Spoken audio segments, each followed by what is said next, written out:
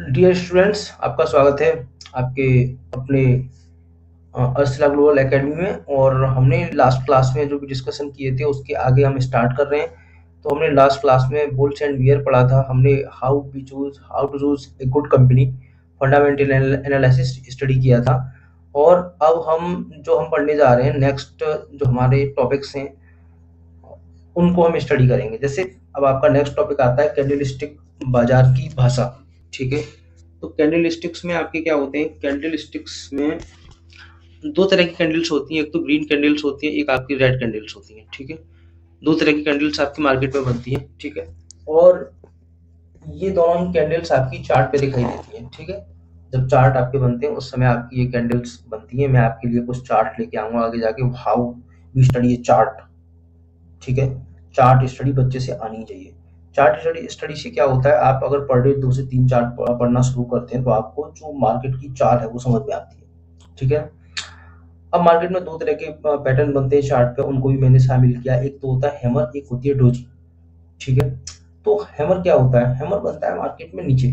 ठीक है, जब चार्ट बन रहा होता है तो उसमें एक हथौड़ा टाइप का बनता है नीचे। ठीक है, तो वहां क्या है कि बाजार ऊपर जा सकता है। अगर हैमर बन रहा है तो वहां पे क्या है, बाजार ऊपर जा सकता है। ठीक है, और डोजी क्या होता है? जब खरीदार और विक्रेता बराबर हो। ठीक है, जैसे हैमर में क्या होता है, ऊपर छोटा सा कॉलम बनेगा और नीचे लाइन होगी, मतलब पूरी तरह से कैंडल में। और डोजी में क्या होता है, जब सेलर और आपके जो बायर है वो दोनों ही जब इक्वल होते हैं तब आपका डोजी बनता है पैटर्न। ठीक है, तो इन दोनों पैटर्न को हमें समझना चाहिए। अब हम स्टार्ट करते हैं future and option. Future and option को मैंने यहाँ पे ज्यादा शामिल नहीं किया, मैंने ये थोड़ी सी अपर हायर चीजें हैं, तो मैं अभी केवल इंट्रो दे रहा हूँ आपको मार्केट का। तो मैं यहाँ पे थोड़ी कम ही चीजें रख रहा हूँ। ठीक है, तो फ्यूचर आपका क्या है, भविष्य की किसी तारीख पर सौदा पक्का करना। जैसे मुझे मान लो लग रहा है कि रिलायंस के शेयर में तेजी आएगी। ठीक है, तो अब मैं उसके जो शेयर न खरीद के मैं उसके फ्यूचर खरीदता हूँ। अब फ्यूचर में क्या होता है, फ्यूचर में जो आपको 1 लाख रुपए लगाकर आप 10 लाख का माल उठा सकते हैं, ये होता है फ्यूचर। ठीक है ना। और फिर होता है ऑप्शन। ऑप्शन में हम देते हैं केवल प्रीमियम। ठीक, जैसे मान लो कि आपके पास कोई शेयर नहीं है उस कंपनी का, आप उस कंपनी के या आप निफ्टी के ऑप्शंस खरीदना चाहते हैं, आप बैंक निफ्टी के ऑप्शन खरीदना चाहते हैं। ऑप्शन से ये होता है कि आप 1 महीने पहले की वैल्यू बाय द प्रीमियम आप चुकाते हैं। ठीक है, बाय द प्रीमियम आप देते हैं। अच्छा, इनको यूज कौन करते हैं? इनको यूज करते हैं बड़े इन्वेस्टर। ऑप्शन को, फ्यूचर को वो करते हैं मार्केट को हैज करने के लिए। ठीक है, तो हैजिंग के बारे में हम बाद में स्टडी करेंगे, व्हाट इज हैजिंग। तो ये मार्केट के बड़े बड़े प्लेयर इसे करते हैं।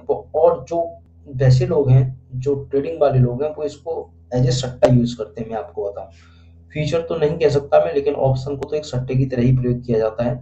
वास्तव में ये चीजें हेजिंग के लिए होती हैं, ये चीजें आपकी ट्रेड करने के लिए नहीं होती। अगर आप जैसे मार्केट में ट्रेड ले रहे हैं तो ऑप्शन के थ्रू आप अपने पोर्टफोलियो को हैज कर सकते हैं, बस इतना ही है। ठीक है, हैज का मतलब समझते हैं, बीमा खरीदना एक तरह से, कि कम पैसे देके। जैसे मान लिया आपने कि रिलायंस के शेयर आपने बाई किए, आपके पास है मान लो 1,000 शेयर पड़े हुए रिलायंस के। अब आपने देखा कि मार्केट डाउन जा सकता है, समझ रहे हैं आप। अब आपने देखा कि मार्केट गिर सकता है तो आपके शेयर की वैल्यू डाउन होगी। तो आप अपने पोर्टफोलियो को हैज करने के लिए, बड़ा इन्वेस्टर रोज माल को बेचता नहीं है, वो अपने पोर्टफोलियो को हैज करता है। तो मान लो मार्केट गिरे चाहे ऊपर जाए, उसे कोई फर्क नहीं पड़ता। क्यों? उसने एक प्रीमियम खरीद लिया। मान लो रिलायंस के शेयर का प्रीमियम उस समय एक का 5 रुपए चल रहा है, 5 रुपीज। उसने उसके पोर्टफोलियो में रिलायंस का शेयर है, लेकिन उसने हैज करने के लिए क्या किया, हैज करने के लिए उसने जो आपके ऑप्शन है, ऑप्शन को उसने सेल कर दिया। ठीक है ना। तो उससे उसे क्या बेनिफिट होता है, उससे ये बेनिफिट होता है कि मान लो अगर मार्केट गिरता है तो उसके पोर्टफोलियो की वैल्यू तो घटेगी, लेकिन उसका ऑप्शन उसे पैसा दे जाएगा तो उसने प्रीमियम खरीदा है एक उसके लिए। ठीक है, तो ये थोड़ी सी टेक्निकल चीजें हैं, मैं आपको आगे इसको डिस्क्राइब करूंगा। अभी हम आगे चलते हैं, जो बेसिक इंट्रोडक्शन है हमारा चल रहा है अपने, जो हमने आपको प्रोवाइड किया है नोट्स, उसका चल रहा है, बस उसी का बेसिक इंट्रोडक्शन हम यहाँ रखेंगे। हम आगे बात करते हैं mutual funds. What's the mutual funds? In mutual funds, जो आपके बड़े निवेशक होते हैं, बड़े फंड मैनेजर होते हैं, वो इसके पीछे काम करते हैं। और जैसे अगर आपको कोई स्टडी नहीं है मार्केट की, कोई चीज़ नहीं है, तो जो लोग टाइम नहीं ले सकते उनको म्यूचुअल फंड में इन्वेस्ट करना चाहिए। और जिन लोगों के पास टाइम है वो आराम से अपना स्टडी करें, मार्केट को, चार्ट्स को पढ़ें, सारी चीज़ों को पढ़ें और कंपनी की वैल्यूएशन को देखें और फिर इन्वेस्ट करें। वो डायरेक्ट स्टॉक्स में इन्वेस्ट कर सकते हैं। और जो व्यक्ति जिनके पास टाइम नहीं है, समझ नहीं है मार्केट की, उन्हें म्यूचुअल फंड में हमेशा पैसा देना चाहिए, जिससे बढ़िया फंड मैनेजर आपके फंड्स को मैनेज कर सकें। अब टाइप्स ऑफ फंड्स कितने होते हैं आपके? एक फंड्स होता है इक्विटी फंड, ठीक है। इक्विटी में इक्विटी फंड्स को हम वही बोलते हैं शेयर मार्केट। यहाँ पे क्या होता है, जो पैसा है सीधे मार्केट में हम जो लगाते हैं उसको इक्विटी फंड्स बोलते हैं। यहाँ पे हाई रिस्क हाई रिटर्न है, ठीक है। डेट फंड्स क्या होते हैं? डेट फंड्स होते हैं आपके, यह पैसा गवर्नमेंट बॉन्ड्स और सुरक्षित जगहों पर लगता है, ठीक है। लो रिस्क स्टेबल रिटर्न, मतलब यहाँ ज्यादा आपको रिस्क नहीं है और आप स्टेबल है, ठीक है। अब इसके बाद आता है हाइब्रिड फंड्स। हाइब्रिड फंड्स में कौन से होते हैं? जहाँ पे आप इक्विटी में भी पैसा लगा रहे हैं और डेब्ट में भी पैसा लगा रहे हैं। जैसे बहुत से लोग क्या करते हैं कि बहुत से लोग जैसे एफडी भी करा रहे हैं, वो स्टॉक्स में भी जा रहे हैं, वो म्यूचुअल फंड्स भी खरीद रहे हैं, तो वो बैलेंस चल रहे हैं। और वो गोल्ड में भी जा रहे हैं, तो ये है बैलेंसिंग। और थोड़ा बहुत उन्होंने क्रिप्टो वगैरह भी डाल रखा है अपने पोर्टफोलियो में। और कुछ लोग होते हैं वो अपना स्टॉक्स में ही काम करते हैं, या मान लो गोल्ड में ही काम करते हैं। कुछ लोग प्रॉपर्टी में ही काम करते हैं, उन्हें नई नई प्रॉपर्टी परचेज करनी है, रेंटल प्रॉपर्टीज बनानी है, तो ये सबके अलग अलग हैं। देखो बहुत से लोग प्लॉट्स वगैरह खरीदते हैं, उनके भी रेट बढ़ जाते हैं, तो लेकिन अगर रेंटल प्रॉपर्टी है तो उसका बढ़िया है, उसका डेली आपको पैसा भी आ रहा है और उसकी रेट बढ़ रही है, वो भी अच्छी है। सब बढ़िया है, जो भी आप इन्वेस्ट कर सकते हैं कीजिए। अब सिप के बारे में जानते हैं। जैसे बहुत से अब सिप क्या चीज होती है? Systematic investment plan. सिप का मतलब है सिस्टमैटिक इन्वेस्टमेंट प्लान, सॉरी, ठीक है। तो इसमें क्या होता है कि हम इन्वेस्ट करते हैं small amount of money every month, ठीक है, बाय द डिसिप्लिन। तो यहाँ जैसे बहुत से लोग एकदम पैसा नहीं लगा सकते किसी स्टॉक में या म्यूचुअल फंड में, इनमें, तो वो पर मंथ अपना 5,000 20,000 जो भी उनका एक बजट है। जैसे आप एज ए स्टूडेंट आप भी शुरू कर सकते हैं कि आप 2 मंथ या 1 मंथ में 1,000 रुपीज से स्टार्ट कर सकते हैं। कि आपने कोई स्टॉक्स लिया, उसमें आप धीमे धीमे 1,000 के हिसाब से जा रहे हैं, तो उससे क्या है, आपको एक कंपनियों का स्टडी करने का तरीका पता चलेगा। आप जब रोज कंपनियों को पढ़ेंगे तो उनके जो उनके वर्क प्रोग्राम है उसके बारे में पता चलेगा। इससे साथियों क्या होगा कि आज नहीं तो कल आपको जो बिजनेस की समझ है वो क्रिएट होगी। अब हम बात करते हैं net asset value. Net asset value आपके क्या होते हैं? Just like share price, fund की एक यूनिट की कीमत को एनएवी बोलते हैं, ठीक है। तो एनएवी जो म्यूचुअल फंड में एक यूनिट होता है, जैसे एक रिलायंस का शेयर होता है उसकी कीमत है 1,000 रुपीज, ऐसे ही म्यूचुअल फंड में एनएवी होता है कि वहां एक एनएवी की कीमत रखी जाती है, ठीक है। तो लेकिन वहां आपको पार्ट्स में भी एनएवी मिल जाता है, जैसे 0.2 या 0.7 ऐसे करके, ठीक है। आप इस चीज को रिलेट नहीं कर पा रहे होंगे, मैं थोड़ा सा फिर से आपको डिस्क्राइब करता हूँ व्हाट इज एनएवी। तो फंड की एक यूनिट, जैसे अगर मैं मार्केट में इन्वेस्ट करता हूँ स्टॉक्स में, इक्विटी में, तो वहां 1 शेयर और आपको उसके लिए उतना चार्ज करना पड़ेगा। यहाँ क्या होता है, यहाँ मान लो म्यूचुअल फंड का, जैसे किसी अच्छी कंपनी का म्यूचुअल फंड है, अब उसकी एनएवी हो सकता है 7,000 की हो, एक जो शेयर टाइप का है एनएवी जो होता है, ठीक है। एनएवी की जो कॉस्ट है वो मान लो, जो नेट एसेट वैल्यू है वो आपका 7,000 हो, लेकिन मैं उसमें 1,000 भी इन्वेस्ट कर सकता हूँ, ठीक है ना। ऐसा नहीं मुझे पूरा एनएवी खरीदना पड़ेगा म्यूचुअल फंड में, ऐसा नहीं होता है। अब टेक्निकल इंडिकेटर, जो इंडिकेटर जिनके बारे में हमें समझ होनी चाहिए, मैंने बेसिक इंडिकेटर इसमें शामिल किए हैं, जिससे आप इन्हें पढ़िए, जानिए और आप इनसे वर्क कर सकते हैं इन द फ्यूचर। तो आरएसआई, आरएसआई में आप समझ सकते हैं, जब आरएसआई 70 से अधिक होता है किसी कंपनी में, जब आरएसआई जो होता है ग्राफ पे जो चार्ट चल रहा होता है उसमें 70 से अधिक है, तो आप कह सकते हैं कि स्टॉक सब थोड़ा महंगा हो गया है। इसे ट्रेडर्स यूज करते हैं 1 मंथ या 1 ईयर। ये तो 1 ईयर तो बहुत ज्यादा हो गया, ये काम करता है 1 डे, 1 आवर सही से काम करता है, वो करता है 1 डे, 1 आवर, 4 आवर इन पे काम करता है, और शॉर्ट टाइम पे 5 मिनट 15 मिनट इन पे ये आरएसआई काम करता है। जैसे ट्रेडर होते हैं 15 मिनट पे या 5 मिनट पे देखते हैं, ठीक है। और उससे क्या होता है, अगर उन्हें 70 से अधिक आरएसआई जा रहा है, आपका रिलेटिव स्ट्रेंथ इंडेक्स अगर 70 से ऊपर जा रहा है तो वो उसको ओवर वैल्यूड मानते हैं। और 30 से नीचे जा रहा है तो क्या है, इसको ओवरसोल्ड मानते हैं, लेकिन indicator is only indicate the chart. समझिए इस चीज को।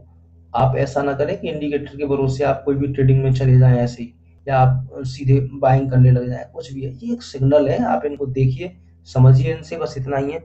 आपको अनुभव धीमे धीमे ही आते हैं, experience you get by the time, ठीक है। बाई द टाइम मतलब आप समझ रहे हैं कि जब समय देते हैं मार्केट को, आप समझते हैं उन चीज़ों को, जब आप एक्सपर्ट्स के साथ बैठते हैं तब आपको चीज़ें समझ में आती हैं। एक्सपर्ट्स को सुनते हैं, how the people work in the market. और सबसे बढ़िया चीज़ बता रहा हूँ, आप कंपनी को चूज करना सीखिए और इन्वेस्ट करिए, उसमें आगे तक जाइए। कोई भी ट्रेडिंग में प्रोबेबिलिटी ऑफ सक्सेस बहुत डाउन है, और जिस वर्क में प्रोबेबिलिटी ऑफ द सक्सेस बहुत डाउन हो, जैसे 10% है, जैसे गवर्नमेंट जॉब में ले लो 0.001% है, तो जब प्रोबेबिलिटी डाउन होती है तो उसमें एक्सपर्ट लोगों को ही जाना होता है, और बहुत टाइम लेके। जैसे गवर्नमेंट जॉब आपको चाहिए तो एक दिन में तो नहीं मिलती, आपको 2 से 3 ईयर आपको बढ़िया से मेहनत करनी पड़ती है, तब आपको एक गवर्नमेंट जॉब मिलती है 70,000 रुपीज पर मंथ वाली। अब जब आपको करोड़ों कमाने, आप 1 डे के अंदर सीख कर आप जाना चाहते हैं तो बहुत मुश्किल है, और वहां पे सक्सेस रेट भी 10% है, मैं आपको बता रहा हूँ, और कम ही मान लीजिए आप। हाँ, इन्वेस्टिंग में आपका सक्सेस रेट जो है, प्रोबेबिलिटी ऑफ सक्सेस, वो 70% के अप्रॉक्स है, तो बढ़िया है, तो आपको इन्वेस्टिंग करना चाहिए।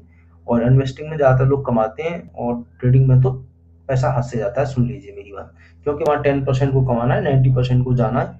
तो 10% वही लोग कमाएंगे जिनके पास बढ़िया एसेट है, बढ़िया जो इंटरनल इन्फॉर्मेशन है वो है, और एक्सपर्ट्स की टीम बैठी हुई है, तो वो लोग मैनेज करते हैं, और उनके पास बड़ा फंड है। समझिए, वो चाहे किसी भी शेयर को नीचे ले जा सकते हैं, किसी को भी ऊपर। वो चाहे तो निफ्टी आज नीचे जाएगा, चाहे तो ऊपर जाएगा। समझ रहे हैं ना आप? बहुत बड़े बड़े प्लेयर होते हैं मार्केट में, तो वो चीज समझिए। अच्छा, अर्शशिला का मीन्स यही है कि आपको इंट्रोडक्शन कराएं सारी चीजों को, ठीक है। अब मूविंग एवरेज में आपका एक लाइन होता है स्मूथ प्राइस का, उससे अगर मार्केट ऊपर है प्राइस से तो आप कह सकते हैं कि मार्केट हायर है, और नीचे जा रहा है तो आप कह सकते हैं कि डाउन है, मतलब सेलिंग आने वाली है। तो 50 डे मूविंग एवरेज बढ़िया होता है इन्वेस्टर के लिए, और 200 डे ये होते हैं। और ये तो 50 डे तो मैंने बहुत मतलब कर लिया। तो आप कह सकते हैं कि ये जो मूविंग एवरेज है, आपके आवर्स में देखते हैं बहुत से लोग, और डेली उसमें देखते हैं, मतलब आप 50 डे का लगाइए बढ़िया है, 200 डे का लगाइए, इससे आपको एक आइडिया मिलता है कि आपको कैसे मार्केट में जाना है, कैसे इन्वेस्ट करना है, शेयर प्राइस कैसे चूज करना है, कब आपको एंट्री करनी है, कब एग्जिट करना है, इनसे ये चीजें पता चलती है। MACD, moving average, convergence, divergence, ठीक है। तो ये आप पढ़िए इसको, ठीक है। मैं आपको इसको बाद में बताऊंगा, अभी मैंने 2 इंडिकेटर आपको बता दिए, बुलिश क्रॉसओवर और बियरिश क्रॉसओवर, आप इसे भी स्टडी कीजिए, ठीक है। जब यहाँ पे ये इंडिकेटर होते हैं, लाइनें एक दूसरे को क्रॉस करती हैं, उसको आप स्टडी करेंगे। मैं बाद में आपको बाय द फिगर समझाऊंगा इन चीज़ों को, जब मैं इंडिकेटर की क्लास लेके आऊंगा, मार्केट इंडिकेटर की, तब मैं पूरी तरह से सारे इंडिकेटर बताऊंगा आपको, ठीक है। नाउ, अब जो हमारी टिप है आज के लिए, कि बस यही है कि शेयर बाजार सट्टा नहीं, बल्कि धैर्य और अनुशासन का खेल है। पहले सीखें, तब आप इन्वेस्ट करें, नॉट ट्रेड, ठीक है। I am not supporting with the trading. जिस चीज में प्रोबेबिलिटी ऑफ सक्सेस बहुत कम है, मैं उसे पूरी तरह से आपको करने के लिए नहीं कहूंगा। ये आपकी एक्सपर्टीज पे डिपेंड करता है, आप कितने एक्सपर्ट हैं। आप चलिए आगे, और थोड़ा सा आज का ज्ञान सूत्र संदेश। योजना सुदृढ़ यस्य सिद्ध्यस्त मनोरथ। वास्तव में जिनकी योजना, planning, if you are plan for your future, for your next achievement और गोल्स के लिए आप प्लान है, पहले से आपका पूरा तरह से प्लान बना हुआ है, तो आप बेटर कर सकते हैं अपनी लाइफ में, ठीक है। तो मजबूत और ठोस प्लानिंग रखिए अपने कार्य के लिए, और तभी आपके कार्य सिद्ध होंगे। आप ऐसे ही करेंगे तो नहीं हो पाएगा कुछ भी। चलिए, यहाँ तक आपका मार्केट पूरा हमने फिनिश किया है। अब हम जो नेक्स्ट टॉपिक की बात कर रहे हैं वो है बिजनेस एंड एंटरप्रेन्योरशिप, ठीक है। यहाँ से मैंने इस टॉपिक को शामिल करने का मेरा मेन रीजन क्या है, कि बच्चों के माइंड में बिजनेस का स्किल जाए।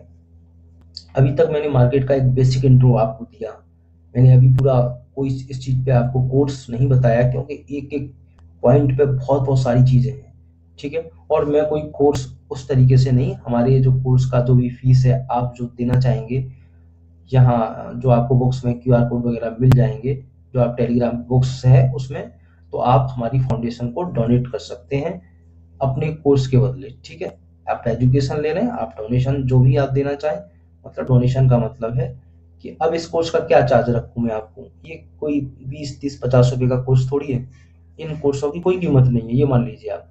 तो आपकी जो आप जो दे सकते हैं 10 रुपीज से ऊपर ही सहयोग रखिए जो भी है। तो आप हर बच्चे के लिए ये कि सभी बच्चों को बिजनेस स्किल के बारे में पता चले, एंटरप्रेन्योरशिप के बारे में पता चले, कि बच्चे बिजनेस के बारे में पूरी तरह से स्टडी करें। ये थोड़ा सा आइडिया हर बच्चे को होना चाहिए, भारत का हर बच्चा एजुकेटेड हो, यही हमारा गोल्स है नेक्स्ट। लेकिन सपोर्ट आपका है, जो ये अर्शिला फाउंडेशन पूरी तरह से जीवों के लिए, आपका नेचर के लिए वर्क करेगा और कर रहा है थोड़ा बहुत। तो आप उसी चीज को देखते हुए एजुकेशन के बदले आप दे जरूर कुछ। क्यों कि जब आप एजुकेशन के बदले आप थोड़ा बहुत चार्ज दे रहे हैं तो वो एजुकेशन सफल होती है। फ्री की दी हुई कोई भी एजुकेशन सफल नहीं होती है, सक्सेस नहीं होती है भाई, सीधी सी बात है। फ्री की चीज की कोई वैल्यू भी नहीं होती है। लेकिन मैं रेट इसलिए नहीं रख रहा क्योंकि इसका कोई रेट है भी नहीं। इन नॉलेज को कौन देता है, कोई नहीं बताता है भाई, कौन। अब मैं मान लो धार्मिक नॉलेज आपको दे रहा हूँ, उसमें थोड़ा बहुत जो सनातन की वैल्यूज दे रहा हूँ, उनका क्या रेट हो सकता है, कोई रेट नहीं हो सकता। मैं उसका रेट तय करूँ नहीं सब। आपको मैं आपको धार्मिक एथिक्स दे रहा हूँ, आपको 5000 रुपीज देने हैं, ऐसा नहीं है।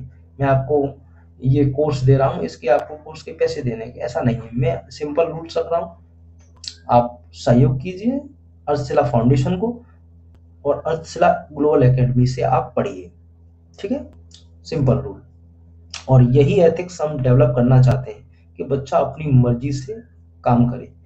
ठीक है, अब चलिए, ट्रस्ट, जब आप मुझ पर ट्रस्ट कीजिए और हमें आप पर ट्रस्ट है, पढ़िए, चलने दीजिए। अब एंटरप्रेन्योरशिप माइंडसेट क्या होता है? एंटरप्रेन्योरशिप माइंडसेट है प्रॉब्लम बी एस सॉल्यूशन। इन दोनों पॉइंट्स को देखिए। देखो, सिंपल व्यक्ति क्या करता है, वो प्रॉब्लम्स पे रोता है, आप समझिए। और एंटरप्रेन्योर क्या करता है, वो प्रॉब्लम का सॉल्यूशन लेके आता है। ठीक है, वास्तव में यहीं से एक एंटरप्रेन्योर का जन्म होता है, यहीं से एक उद्यमी का जन्म होता है, कि जब वो समस्या देखता है समाज में या किसी भी चीज में, किसी भी प्रोडक्ट में, कि मैं इसमें थोड़ा सा ऐड और कर सकता हूँ। जैसे पहले लोगों ने जब बैग बना होगा सबसे पहले, तो बैग को एक हाथ में लेने वाला बैग बनता था। ठीक है, जो बोरी वगैरह के बैग होते थे। लेकिन जब किसी उद्यमी ने सोचा होगा कि नहीं, ये स्टूडेंट्स के लिए या लोगों के लिए पीठ पे इसको, जो बैग है उसे इसे बनाया जा सकता है। और किसी ने उसे उसमें आपके मान लो क्या लगा दिए, छोटे छोटे जो व्हील लगा दिए। तो ये क्या, ये एक सोच है। उद्यमी क्या करता है कि समस्याओं को समझ के और उसमें थोड़ा सा अपना वैल्यूज ऐड करके, चीजों में अपना टेक्निक ऐड करके उसे मार्केट में नए तरीके से लॉन्च करने का प्रयास करता है। ठीक है ना? तो ये चीजें, तो एंटरप्रेन्योर का काम ही यही है कि वो समाज को सर्व करे अपने प्रोडक्ट से, अपने विजन से, अपने विचार से। उसका काम ये नहीं है कि मैं एक दिन में समाज से बहुत कुछ लेके चला जाऊं। ठीक है, तो आप जब भारत में कोई भी उद्यमिता, आप कोई भी भारत में बिजनेस स्टार्ट कर रहे हैं, तो फर्स्ट गोल आप यही रखिए कि मुझे समाज में एक सर्विस देनी है, उसके बदले मुझे कुछ गेट करना है।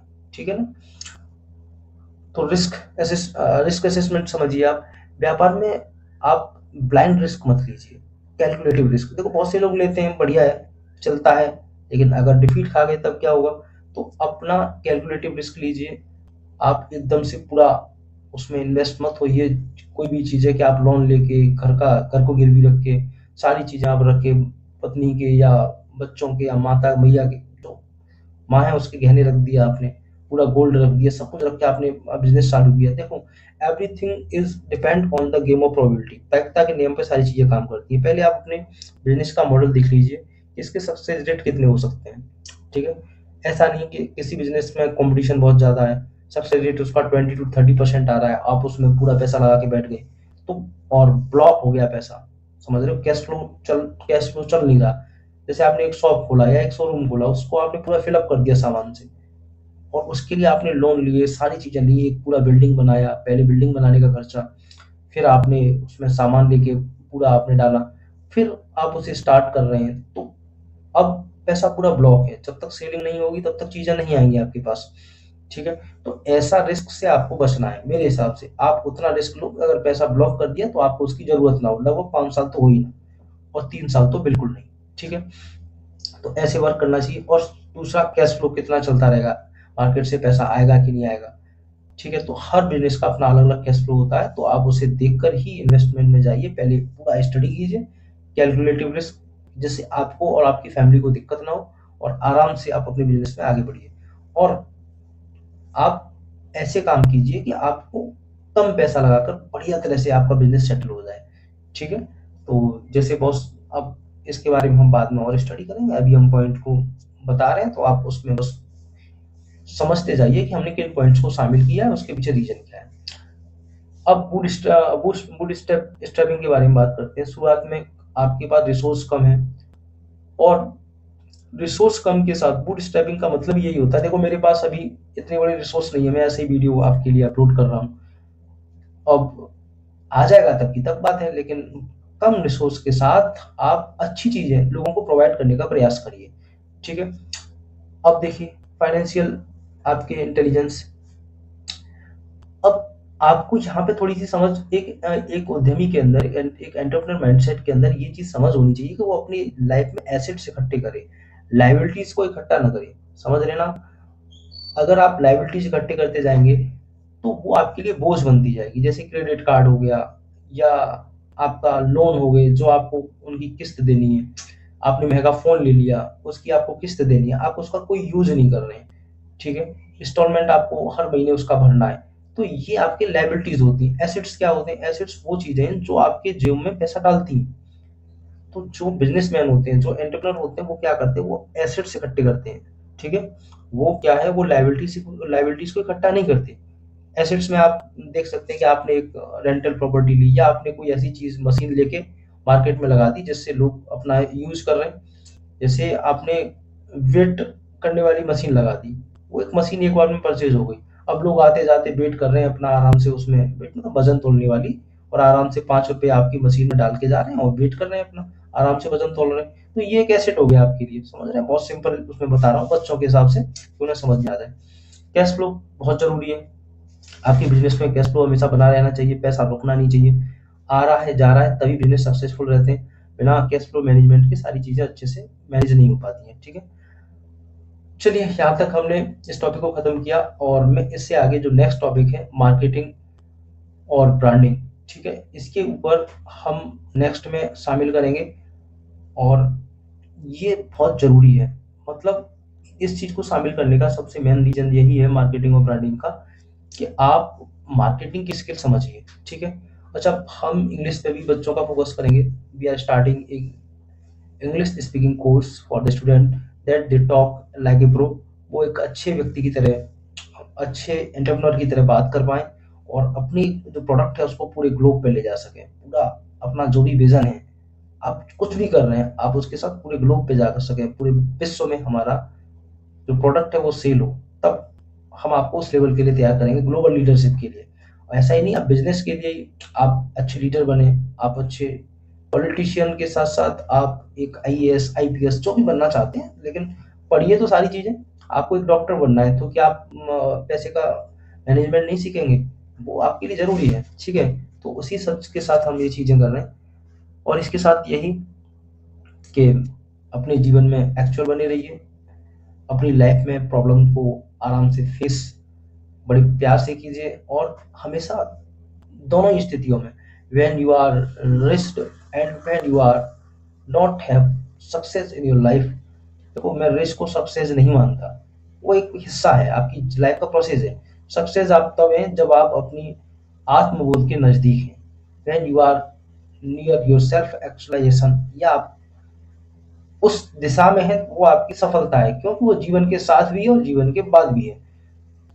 तो हमारा जो गोल है बच्चों को, बस यही है कि हम बच्चों को नई एजुकेशन के साथ साथ अपनी भारतीय प्रज्ञा, जो पुरानी हमारा उपनिषद ज्ञान है, जो हमारे लिए जो परंपरा अभी कम हो गई है समय के साथ, तो बहुत जरूरी है। जो हर व्यक्ति के लिए क्यों जरूरी है? क्योंकि आप समझ सकते हैं कि आपका वर्थ उसी के लिए हुआ है, आपका जन्म ही इसीलिए है कि आप स्वयं को एलाइट कर सकें, और इस चक्र को समझ सकें जिस चक्र में हम अभी चल रहे हैं। तो आप नया ज्ञान भी लीजिए, उसके साथ उपनिषद का महान ज्ञान जो आपके लिए ज़रूरी है, ठीक है? उसको भी आप धारण कीजिए, आप गीता को धारण कीजिए, आप वेदांत को धारण कीजिए।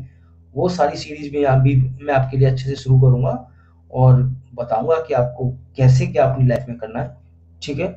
आपको कैसे अपनी लाइफ़ को मैनेज करना है कि आपको अपने दैनिक जो कर्म हैं, जो दैनिक आपकी ड्यूटीज़ हैं, उनको भी आप करो और उसके साथ-साथ आप स्वयं के बोध पर भी कार्य करो। बोध बोध होता है कि what's the action are holding in front of us in the social.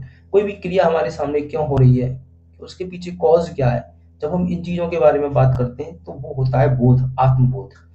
हमारे यहाँ आने का मतलब क्या है? समझ रहे हैं ना आप? कि आप इस जगत में हैं तो क्यों हैं?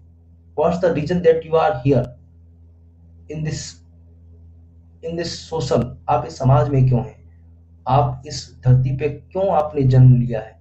जब आप इन चीज़ों के बारे में अध्ययन करते हैं, तब हम समझते हैं, वो उसे कहते हैं आत्मबोध। और वास्तविक सफलता वही है जब व्यक्ति उसके बारे में विचार करना शुरू करता है, ठीक है? मैं अब इसमें इतना ही, बाकी हर टॉपिक्स पे बात होगी, ठीक है? तो यहाँ तक हमने सारी चीज़ें स्टडी की और अब नेक्स्ट टॉपिक हमारा होगा मार्केटिंग और ब्रांडिंग, ठीक है? कैसे हम अपने प्रोडक्ट को मार्केट करें और मार्केटिंग के लिए क्या स्किल होनी चाहिए, इसके बारे में हम अगली क्लास में स्टडी करेंगे। Thank you.